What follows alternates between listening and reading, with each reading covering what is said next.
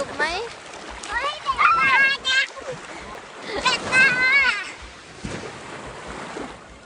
สนุกไหม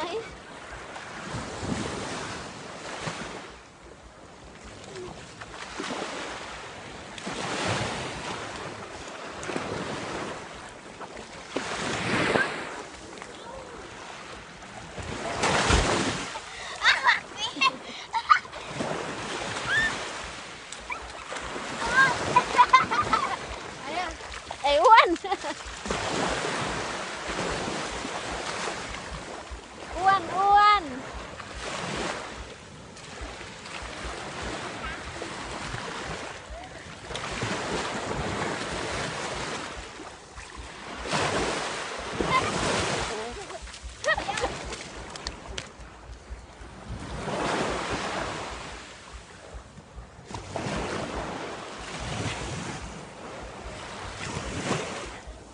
ทำอะไรอ่ะ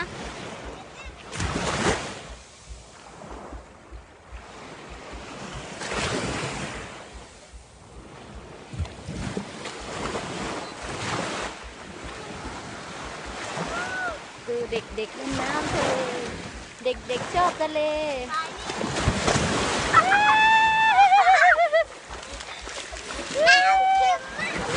เอาน้ำทะเลที่ไหนไม่เค็มแล้วไอ้อ้วนเจ็บตาไปเอาเสื้อสีดำเช็ด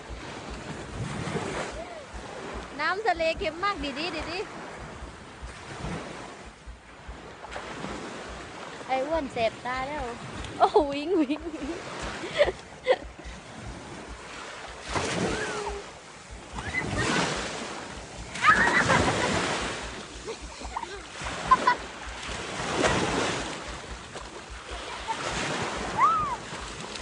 สนุกไหม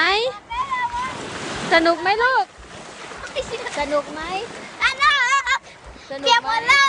บายบายก่อนบายบายก่อนบายบายบายบาย